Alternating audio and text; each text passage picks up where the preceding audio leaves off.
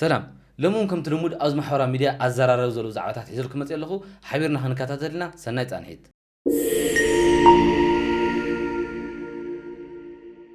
እሽም ባርኩራ ተኸታተልቲ ቅድምና ምድላውና ምታውና ነዚ ዩቲዩብ ቻናል እዚ አጋሽ እንድሕር ኣለኹም ሰብስክራይብ ምግባር ቤተሰብ እዚ ዩቲዩብ ቻናል ኩኑ ከምኡውን እዛ ቪድዮ ናብ ብዙሕ ሰብ ክትበፅሕ ስለ ዘለዋ ላይክ ምግባር ከይትርስዑ ዝኾነ ይኹን ሓሳብ እንድሕር ሃልኩም ኣብ ኮመንት ምቕማጥ እውን ከይትርስዑ ኢኹም ሰናይ ምቅጣል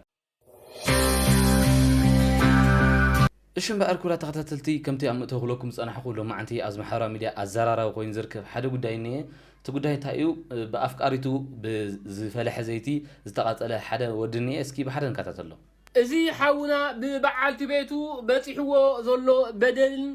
ሽግርን ሕፅራ ቢለ ክነግረውኩም ላይክ ኣይትረስዑ ሰናይ ምክትታል ኣብ ኢትዮጵያ ኣብ ክልል ኦሮሚያ ዞባ ምብራቅ ወለጋ ከተማ ነቀምት ዝነብር ኣብዲ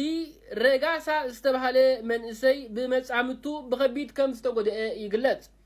ኣብዲ ረጋሳ ዝተባሃለ ግዳይ ትማሊ ምሸት ኣብ ዓራቱ ክድቅስ ምስ ደየበ እታ ትጽበዮ ዝነበረት በዓልቲ ቤቱ ብሳምቡሳ ዝሰራሓትሉ ዝፈለሐ ውዑይ ዘይቲ ናብ ነፍሱ ከም ዘፍሰሰትሉ ይግለጽ እዝጊዮ ንህል ዝኽብራት ተዓዘብቲ እቲ መንእሰይ ኣብዚ እዋን እዚ ብሰንኪ ዘጋጠሞ ከቢድ ቃጸሎ ኣብ ሕክምናዊ ትካል ከም ዝርከብ ሰብ ሞያ ጥዕና ድማ ስፍሓት መጉዳእቲ ይከታተልዎ ከም ዘለዉ ይፍለጥ እዚ መንእሰይ ዝተፈላለዩ ቲክቶክ ቪድዮታት ከምኡውን ናይ ፌስቡክ ናይ ዩቱብ ዝሰርሕ ዝነበረ እዩ ብምባልዮም ዘርጊሖሞ ዘለዉ እንታይ መዓት እዩ ወደይ እንታይ መዓት እዩ እንታይ ይበሃል እንታይ ኢና ዘይንሰምዖ ዘይብልናቱ ሰባት እንታይ ዘፍርሕ ግዜ እዩ እንታይ ደሞ ቀሲንካ ክድቅስል ዘይኽእል ግዜ ገለ ደቂ ኣንስትዮ እኳ ገለ ገይርዋ ኸውን እምበር ገለ ከይገበራ ስጓል ማዕረ ከምዚ ኣይትጭክንያ ዝብላ ኣለዋ ኩራት ተመልከቲ እስኪ እንታይ ገይርዋ ክኸውን ይኽእል ኣብ ኮመንት ሓሳብኩም ኣቕምጡ معلخ እንደዚህ ክትጭክነሉ ዝኻለት ኣፍቃሪቱ እንድሕር ኮይናስ ናቱ ሰብ እንድያ ከመይ ገራ ክትጭክነሉ ልኽኢላ ወይ ድማ እንታይ ገይርዋ ክኸውን ይኽእል እስኪ ግሙትኩም ኣብ ኮመንት ኣቕምጡ ኢኹም ኣታዛ ገይርዋ ትኸውን ገራቶ ትኸውን ገለ ዝብል እንዶ ንግደፈቱም ሰባት ወላ ሰበይቲ ቀቲሉ እንተበልካ እኳ ገለ ገራቶ ትኸውን ይብሉ ሰበይቲ ኣፍሲሳ ዘይት እንተበልና ከዓ ገለ ገይርዋ ይኸውን እዛ ገይርዋ ይኸውን ገራቶ ትኸውን እንዶ ግደፍዋ ወላ ታቃል ከማ ናይ ጥዕምትን ዝኾነ ይኹን معرخ مزي كانسي نوري إتا نوري وا داي واو قسين كذا يدك سول حما جزء سينجل كونكا قسين كاش يدكس حدا غيركا قسين كاش يدكس انت شي غريتم سبات دقيس كخلقا تا ايران درون كيسدلكا تفرح تا اسرائيل روكيت كيسدلكا تفرح دقيس كخلقا سبيتها زي تقيدفالكا تفرح حما جزء ما جزء بحكي مزوط يوطانا بقى حما جزء مزوط يوطانا ايساننا ጋዜጠኛ ነሽ ካብ ሃገር ጀርመን ብጣዕሚ ዝገርም ኩራት ተኸታተልቲ ናይ ነሽነሽ ኣቀራርባ ዳ ክምስ ክንብል ገረና እምበር እቲ ጉዳይ መሕዘኒ እዩ ብኣፍቃሪቱ ዝፈልሕ ዘይቲ ኣፍሳስሉንያ ነሽነሽ እታ ገይርዋ ትብል በዲልዋ ወይ ድማ ሕማቅ ነገር ድኾን ገይሩና ማለት ኢና ዝኾነ ሕማቅ ነገር ተዘይገብር ወይ ድማ ተዘይብድላ ከምኡ ኣይምገበረትን ዝብል ሓሳብ ኣለኒ ከም ውልቀይ ማለት እዩ كرات تملكتي أو زد ما بناي سنكي خوينات إسرائيلنا إيران ناو إثيوبيا يأتوز نورا نلادي سلزق وارز حصرتها قاط إموزو بالحبايت عني يسكب حدا كتاتلو لا إثيوبيا المتس نداج حويسو ل20 مليون برميل أم معلت القعازلو أو وشمت برشان أومان المأخذ الجور استراتيجيكا بوتسا ستريت أوف هرمز بناي إيران منجست إعزاز ملء التعاطين تخون بقول محلاف المكر لخون عينة مركب نا إيران ميسائل متقعد سلوى هم لخون لقلت أتنتخون زو 33 كيلومتر قلنا وصفحات للو هرمز معصاي سعيو ناي عالم إيكونومي في اللايد ما ناي أفريكا هاجرات حملة الزابع مفلات تخايلو ماركز كرات تخايلتي كم تسمعهم هيو ኩናት እንድሕር ሃልዩ ኣብ ከባቢኻ ኩናት እንድሕር ሃልዩ ብዝኾነ ይኹን መንገዲ ይጸልወካ ኢና ያው ኢትዮጵያ ከምኡ ናይ ኣፍሪካ ሃገራት ተጸልየነላ ሰላም ንመርጸሉ ሰላም ጽቡቕ እዩ ኢልካ ዝውግዕሉ ብዘይ ምክንያት ኣይኮነን ኣብዚ ሃለኻ ሃሊ ንዝኾነ ይኹን ፍጡር ወዲ ሰብ ሰላም ትምንየሉ ዜሮ ናባኻ ትጽልዋ ስለ ዝመጽእ ማለት እዩ أوزي لما حدا حونا نحوحات نمدفع بزح سعرنا حوحات درجة عم مدفع تركب نجرجن جزاو منجستي أبتجراي زول جزاو منجستي نهزبي تجراي بدنبي كجلجلو ويدما كسرح أكالن سلزي نحوحات كنت في قاع عام زرها ناس كم يجرنا نجزاو منجستي عام نسأني لنا الله سكب حدا كتاتلو ኣብ ትግራይ TPLF ቦታ ትባል ከም ዘይሉ ኣግበሩ እስካብ ምርጫ ጊዜያዊ መንግስቲ ወጢርና ውዕል ፕሪቶሪያ ዝፍጽመሉ ባይታ ክንፈጥር ክንከል ኣለና እዚ ከምኡ እንድሕር ዘይገብር ኮይኑ 50 ዓመት ሙሉእ ኔትወርክ መሪሑ ናይ ክራይ ኔትወርክ እናመርሐ ህዝቢ ትግራይ ዓዘቕት ዘእትወ ውድብ ጉሒፍካ ጊዜያዊ መንግስቲ ምጉሓፍ ኣበይካን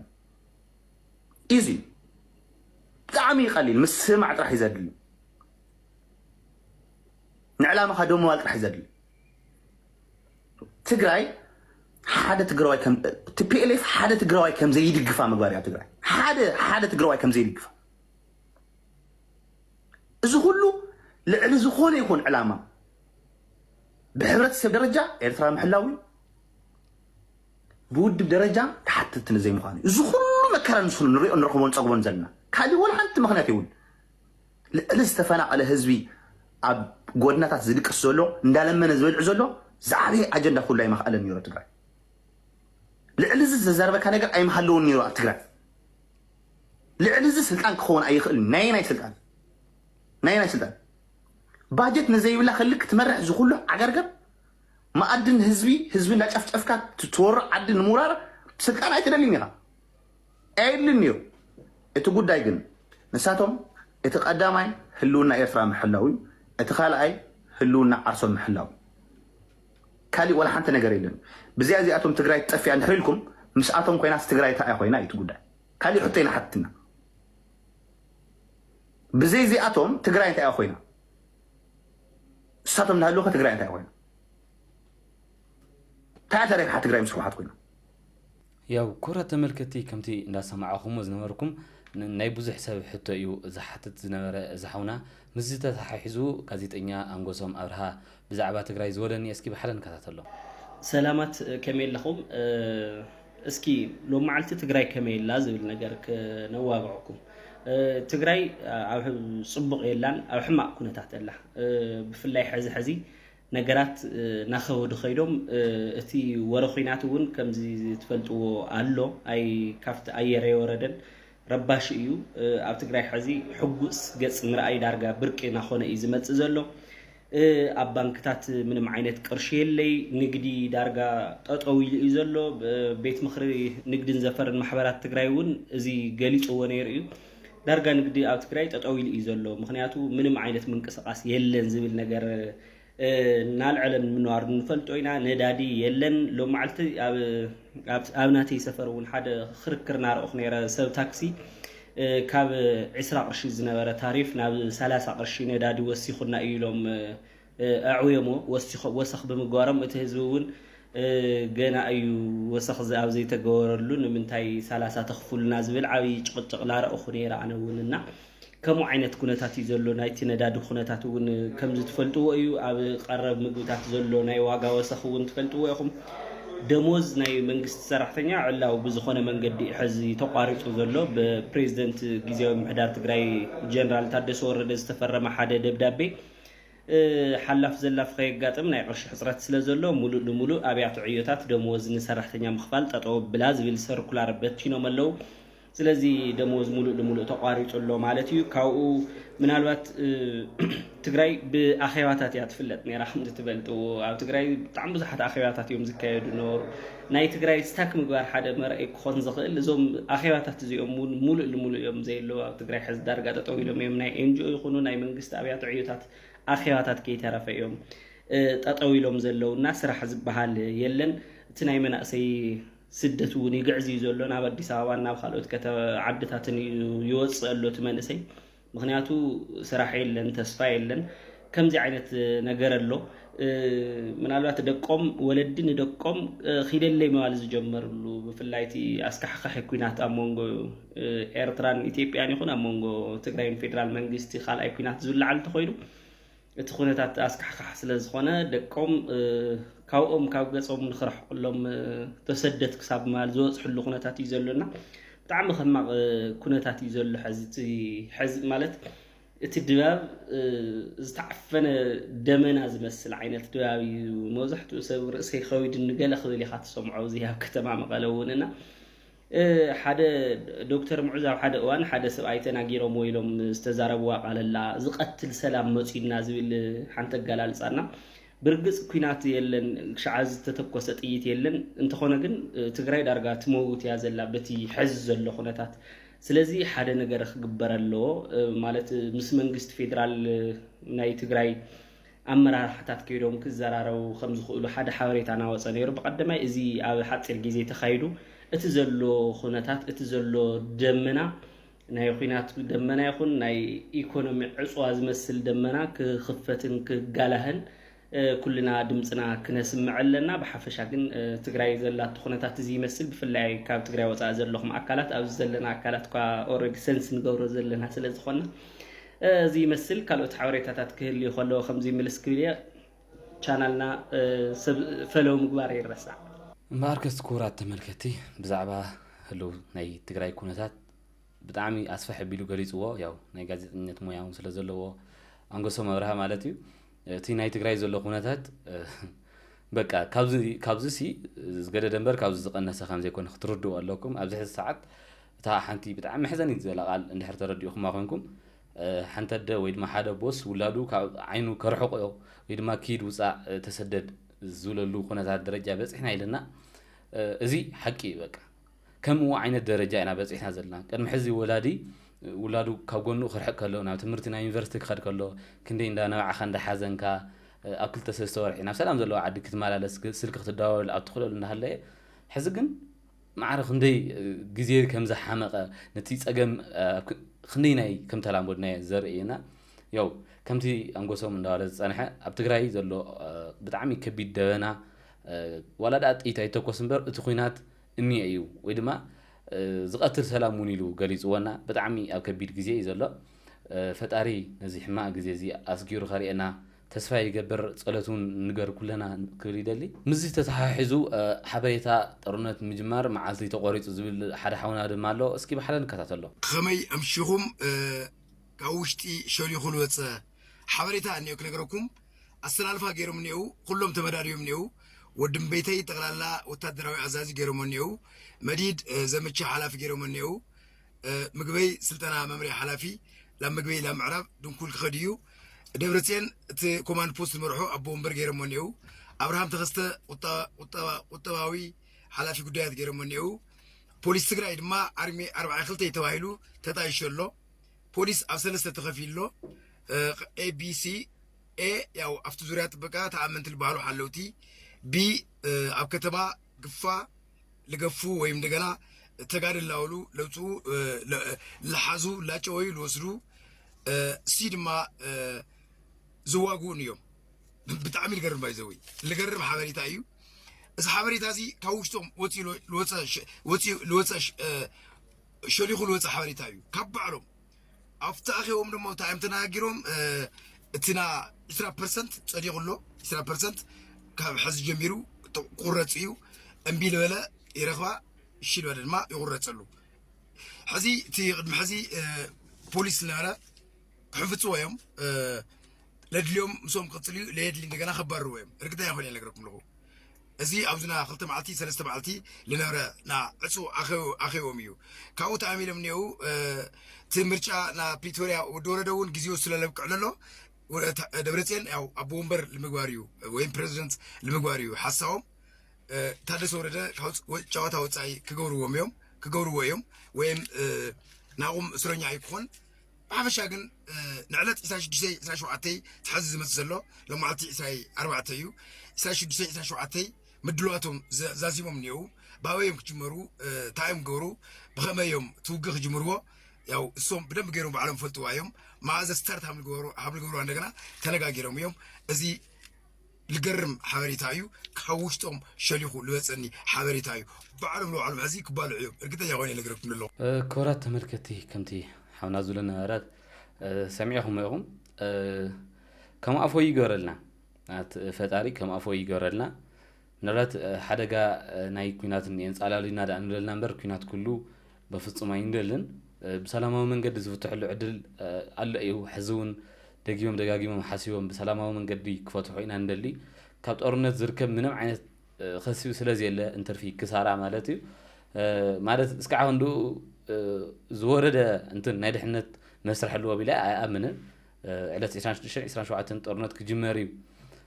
ከምዚ ኩዕሶ ውድድር ወይ ድማ ኩዕሶ ጨወታ ተገይሩ ይዝሕሰብ ዘሎ ማለት ጦርነትስ ከመይ ዓይነት ከቢድ ምዃኑ ከመይ ዓይነት ሕማቕ ምዃኑ ብተግባር ዝረኣና ህዝቢ ኢናና ብተግባር ዝረኣዩ 3-4 ግዜ ዝረኣዩ ኣመራርሓ የመና ፈጣሪ ልቦና ይዓድሎም ንሕና እውን ብዝኸኣልናዮ መንገዲ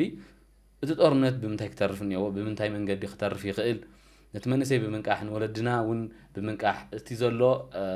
ናይ ኣመራርሓ እውን ካብቲ ማሕበረሰብን ካብቲ መንእሰይን ዝመፅእ ሓሳብ ተቐቢሉ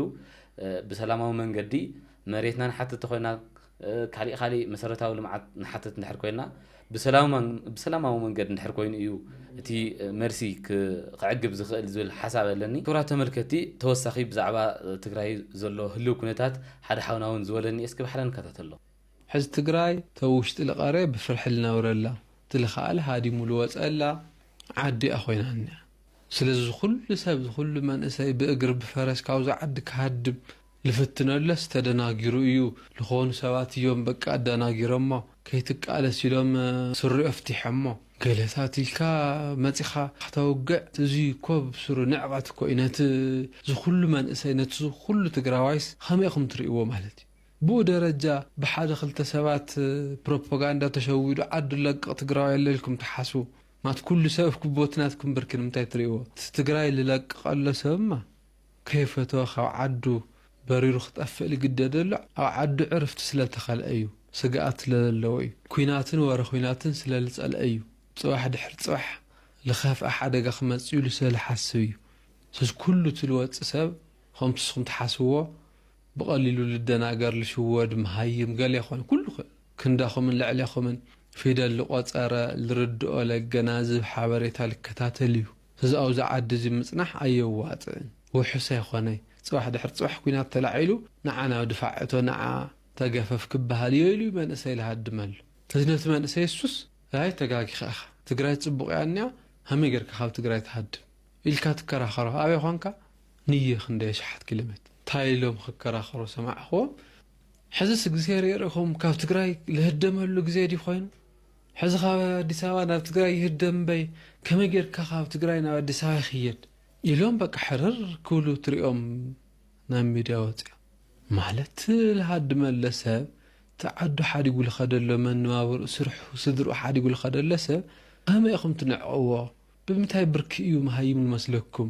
እሞ ንስኻ ስለለይ ነገርካዮ ድዩ ንስኻ ማይክሮፎን ከፊትካ ስለለይ ውግዓኻ ንስኻ ኣዲስ ኣበባ ሕማቕ ትግራይ ፅቡቕ ምዃኑ ስለለይ ረዳእኻዮ በቃ ሓደ ግዜ ትብሎ እውን ይልፀንቀካ ማለት ሓደ ግዜስ ሓቆም ይኾኑ እዮም ኢልካ ዶ ምሕሳብ ከመይ ገይረ ኣየካ እንታይ ኢለ የተረድእ ነገር እኒኦ ማለት እዩ ኣብ መዓልቲ 20-30 ባስ እንድሕር መሊአን ትኬት ዝሰኣነሉ ኮይኑ ካብ መቐለ ፍላይት እንድሕር ተጨናኒቑ ሰብ ክወፅእ ይዳፋእ ኣሎ ካብዚ ዓዲ ስለዚስ ክትጥይቕ እኒአካ ዓርስኻ ወኪል ኾነ ለይተረድአን ነገር እኒአ እዩ እቲ ሰብ ልፀልኦ ነገር እኒአ ማለት እዩ ሓደጋ ይመፅእ ልጥሕሉ ይኾነስ ካብቲ ሓደጋ ክንድሕነይ ንኽእል ልብል ገምጋም እኒኦ ማለት እዩ ስለዚ ከምቲ ሕወሓት ትጭርሖ ከምቲ ብሽም ተቃወምቲ ናይ ሕወሓት ምርኩስ ኮይኖም ከገልግሉ ዝፈቐዱ ሰባት ክነግሩና ልውዕሉ ሕወሓት ሓሲባ ተጠቢባ በይና ገዛ ዓፅያ መኺራ ክተውፀአና ኣይትኽእል ልብል ደምዳም ወሲዱ ኣሎ ማለት እዩ ብዙሕ ሰብ ስለዚ እታናይ መጨረሻ መማረፅት ዓርሱ ካብቲ ኩነታት ምርሓቕ ይኸውን መን እዩ ፈትዩ ዓዱ ዝሓድግ መን እዩ ፈትዩ ካብ ዓዱ ዝወፅእ በዝሎም ግዜ በዝሎም ናብራ ኩሉ ሰብ መችዎ እኹል ቅርሺ እኹል መነባብሮ ሃልይዎ ዶ ይመስለኩም ፍቐድ ኣዲስ ኣበባ ከርተት ልብል ካብ ሞት ለይሕሽ ነገር ካብ መስዋእቲ ካብ ግፋ ካብ ጨፍጫፍ ካብ ኩናት ለይሕሽ ነገር የለን ኢሉ ስለዝሓስብ ኣብ ኩሉ ዓዲ ኩናት ንወረ ኩናት ዝመፁ ኢሉ ህዝቢ ኣይሃድምን ምክንያቱም ድሕንነቱ ዝሕልወሉ ዝከላኸለሉ መንግስተይ ኢሉ ዝሓስቦ ኣካል ኣብ ድሕሪት ከም ዘሎ ይፈልጥ እዩ ስለዚ ሓደጋ ክመፅእ እንድሕር እውን ክንቆፃፀሩ ክንከላኸሎ ዓርስና ዲፈንድ ክንገብር ንኽእል ኢና ኢሉ ዝሓስብ መብዛሕትኡ ማሕበረሰብ ኣባና ብግልባጥ እዩ ኩናት ይመፅእ ኣሎ በቃ ተወዳእና ኢሉ ዝሓስብ ሰብ ምክንያቱም ካብ ኩናት የድሕነኒ ኢሉ ዝሓስቦ መሪሕነት ስለለየብሎ መሬት እሱ ምርዳእ ከመይ ከም ዝችግሮም ክርድአና ይኽእል እዩ ያው ክቡራት ተመልከቲ እዚ ሓውና ብጣዕሚ የስፍሕ ኣቢሉ ኣብቲ ናይ መንእሰይ ካብ ዓድዩ ዝለቀሉ ዘሎ ምክንያት ኣስፍሕ ኣቢሉ ገሊፅዎ ኣሎ ያው እቲ ሓሳብ ኣይትቑረስ ኣይትሽረፍ እታ በዓላ ዝተዛረባ ሓሳብ ናይ ብዙሕ መንእሰይ ካብ ትግራይ ዓርሱ ንምድሓን ኢሉ زوز زلوا بزح سب بزتفعل على أنجل يريئيو عد مخحد خالي بزح عينت شو ما ميهو أيو كم تناتي الرأي كم تأنا زحاسوا جن زي حونا زولو يا ملتي قبل تحسب إنه ياو أتي مفتح قوون زخيل أو تزاري وصل زخانة أنا كاب زدقم لكم زي نبوز حسب شير جيركم أو تحلي ترى بتمساسالي أو زد ما حدا زدن جزء وسنة أم حلالفو تحدى صور الرزول زينا إني لومي لكاتي يسرح مشان استزرق حبريت عيو عن تون نيش اللي تنكف بيلواني ري غازيتانيا انغوسو مالتي اسكي انتي مخانو بحدن رايو بريزيدنت تادس ولده زدنግጽ ውሳነ ሕሊፈሎ ኣብ ትግራይና ኣስታት 150 ሽሕ ተጋሩ ህይወት ዝጸሉን ዘደናግጽን ውሳኔም ፕሬዝደንት ጊዜያዊ ምምሕዳር ትግራይ ተሰሚዑ ዘሎም ማሃያ ንምኽፋል ስለስተጸገምኩ ካብ ሕዝን ድሓር ማሃያ ንሰራሕተኛት መንግስቲ ምኽፋል ኣቋሪጸልኹ ክብል ኣፍሊጠለቶ ጊዜያዊ ምምሕዳር ማሃያ ሰራሕተኛን ምኽፋል ከም ዝተጸገመ ጊዜያዊ ምምሕዳር ትግራይ ብወግዒ ኣውጀሎም በጀት ካብ መንግስቲ ፌደራል ብዘይምልቃቁ ማሃያ ሰራሕተኛን ምኽፋል ከም ዝተጸገመ እዩ እቲ ጊዜያዊ ምምሕዳር ብወግዓዊ ደብዳቡ ናብ ቢሮታት ሊኢኹ ዘሎም ከም ሓበሬታ ቤት ጽሕፈት ፕሬዝደንት ጊዜያዊ ምምሕዳር ትግራይ ካልኦት ወጻኢታት ስራሕ መካይዲ ጠጠው ክብሉም መምርሒ ከም ዝሃበን ናይ ወርሒ ለካይት ምኽፋል ከም ዝተጸገመን ይፍሊጡ ዘሎም መዓዝ ከም ዝኽፈል ዛጊድ ዕላዊ ኣይገበረን ደብዳበ ሰራሕተኛ መንግስቲ ብወገኖም ኣብ እዋኖም ክኽፈሉዮም ዝምሕፀኑ ዘሎም ብኻሊእ ገጽ ድማ ጊዜያዊ ምምሕዳር ትግራይ ንኮሚቴ ዕማም ካብ ማህያ ዝተገብረ ወፍያም ክሳብ ወርሒ ለካቲት ኣታዊ ክኾን ከም ዝኣዘዘ እዩ ተገሊጹ ዘሎም መንግስቲ ፌደራል ብዛዕባ ምኽካል በጀት ትግራይ ዝምልከት ዛጊድ ብወግዒ ዝሃቦ መልሲ ኣይነበረን እዩ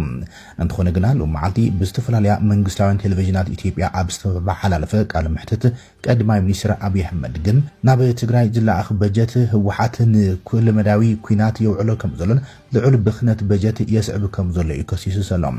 መራሕቲ ህወሓት መንግስቲ ፌደራል ስምምዕነት ፕሪቶሪያ ብምፍራስ ይኸስው እዮም ዘሎም እቶም ብውሳነ ጊዜያዊ ምምሕዳር ትግራይ ማህያ ኣይትኽፈሉን ኢኹም ተባሂሎም ዘሎም 150,000 ዝግመቱ ሰራሕተኛታት መንግስቲ ትግራይ ኣብ ዝቕጽሉ ዘለው መዓልታት ሰላማዊ ሰልፊ ንኸካይድ ዶማም ጎስጓሳት ተጀሚሮም ኣሎም مبارك سكورات تملكتي اسكاب حزب زرعنا يوم بدعمي زدبرو ويدما نيش لي ناي متنا منفس زحضر يعني رم زم حساب ياو قدني ناي عدنا خناتات كجنقنا قدني تو عدنا زلو صلينا كنجنا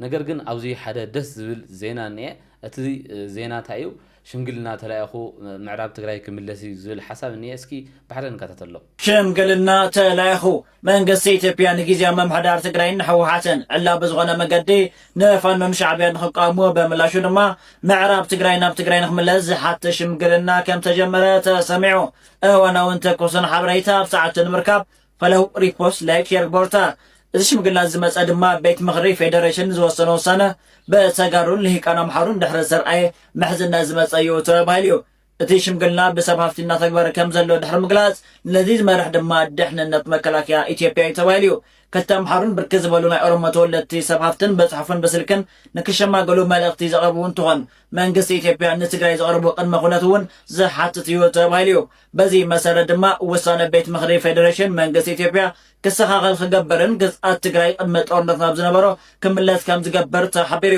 በወገን ትግራይ ድማ ንብልጽግና መውጋይ ስሕተት እዩ ነይሩ ክብል ንኤርትራን ፋኖን ይሰርሕ ከም ዝነበረ ድማ ብዕላው ክቃወሙን እዚ ድማ ጥሕሰት ሕገ መንግስቲ ክብልን ዝብሉን እዮም እዚ ውሳነ ክውስን መንግስቲ ኢትዮጵያ ዝገበሮ ድማ ቅድመ ምድላው ጦርነት ኣብ ዝገብረሉ እዋን ዝገበርኽዎ ናይ ጦርነት ምድላው እኹል ኣይኮነን ምውሃድ ሰራዊተይ ኣዕጋባ ኣይኮነን ብምባል ጸላተይ ካብ ዝብሎም ወገናት ቀዲሞ መጥቃዕቲ ከይፍጸመሉ ግዝያ ንምግዛእ ዝተገበረ ከም ዝኾነ እዩ እቶም ሽማግለ ድማ ነዚ ንምፍጻም ናብ ትግራይ ከይተጓዓዙ በስልክን በጽሑፍን ዘቕርብዎ ዘለዉ ምሕጽንታ ድማ ንሰራዊት ትግራይ ከም ዝኾነ እዩ ጸብጻብ ኢትዮ ፎረም ዘመላኽት ሰላማዊ ዝኾነ መንገዲ መፍትሒ ንምርካብ ይመስል ያው ነዚውን ፈጣሪ ተሓዊስዎ እንድሕር ንሰቶምን